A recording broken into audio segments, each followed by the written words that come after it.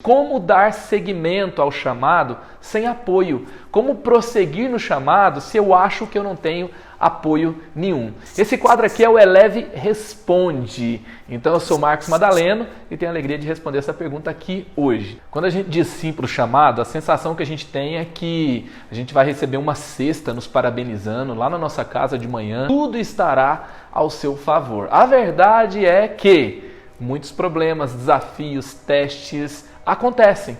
Então eu queria responder essa pergunta aqui hoje. Olha só, Davi, será que ele teve apoio para exercer o chamado dele? Ele teve Samuel que o viu, que o encontrou, que o ungiu, mas em seguida, quando ele começa a ganhar destaque, quando ele derrota Golias, quando ele tem ali proeminência no exército de Saul, ele é invejado, ele é perseguido, ele é buscado, procurado em Israel para ser assassinado e morto, sabe? Se Saul fosse muito bom de pontaria, não tinha sobrado nada de Davi, porque ele literalmente arremessou lanças contra Davi.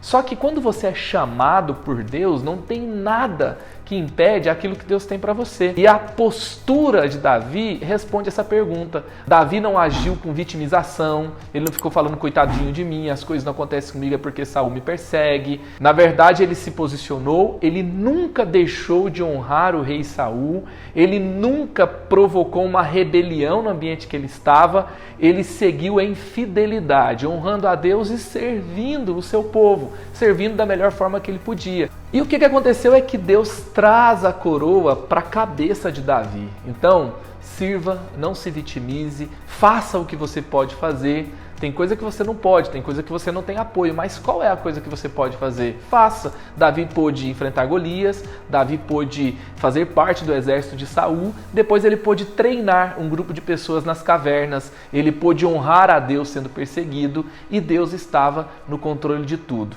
Uma outra história que me chama muita atenção é a história do avivalista Moody. Ele começou seu ministério ali por volta de 1830 em Chicago. Ele buscando desempenhar o seu chamado, convertido, apaixonado, primeiro amor, ele pediu uma oportunidade na igreja e aquele pastor deu para ele as crianças, era uma sala com pouquíssimas crianças, então ele sai por toda a cidade, ele coloca quantas crianças ele pôde nas salas, eram crianças de rua, ele ofereceu algo, uma programação para elas aos domingos. A escola de Moody com crianças foi tão poderosa que em 2 anos, anote aí, 2 anos, ele tinha 650 alunos, 60 professores e ele recebeu nada menos do que a visita do presidente Abraham Lincoln. É isso que aconteceu. Isso acontece quando nós somos chamados por Deus, nós fazemos o que está disponível para fazer, não nos vitimizamos e não desistimos. Você tem um chamado? Continue.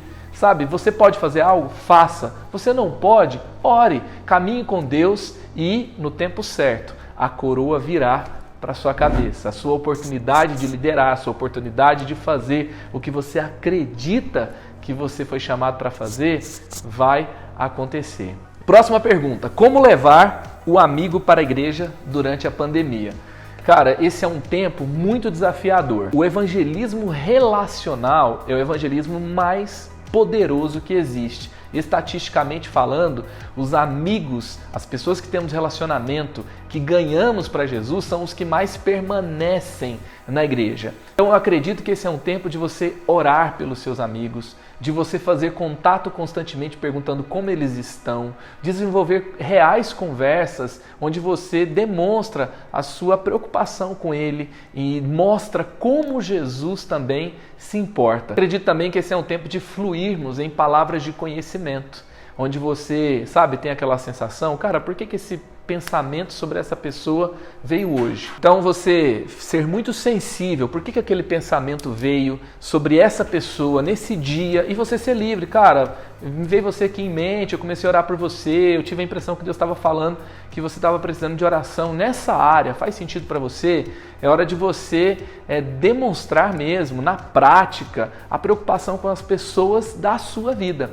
E outra coisa também é uma ajuda prática. De repente, nesse tempo, você pode saber de alguém que está com Covid. O que você pode fazer? Você pode entregar lá uma cesta de frutas, você pode fazer uma compra no supermercado, você pode oferecer uma ajuda real. Eu passei por Covid, eu fiquei isolado quase 20 dias porque foram ciclos diferentes com a minha família, então teve o meu ciclo da minha esposa e etc. E foi muito importante, foi muito boa, foi poderosa a ajuda que a gente recebeu. Isso faz muita diferença. Essas correntes de aproximação, de suprir necessidades, são boas notícias, é você levar boas novas, é você ser boas notícias para as pessoas, é fazer o que Jesus faria. E você percebe que Jesus ele sempre se preocupou com as necessidades das pessoas, ele se preocupou com as pessoas se alimentarem, por isso ele multiplicou pão, ele se preocupou se as pessoas estavam com dor, se estavam doentes, se estavam com luto, e isso gerou milagres. Eu acredito que esse tempo é um tempo que você vai viver milagres com Deus, na fé cristã, na sua família e principalmente no evangelismo. E é interessante que a palavra de conhecimento é algo que Deus usa para quebrar a resistência daquelas pessoas que estão fechadas à igreja.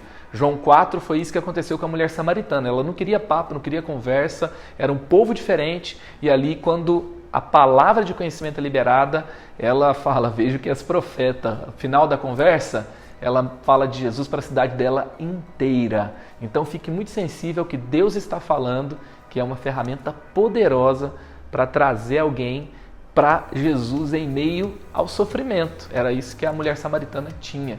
E é esse o momento que a gente vive também, um momento de crise, de dor e de sofrimento. A Mariana me mandou, como casar tão bem como você?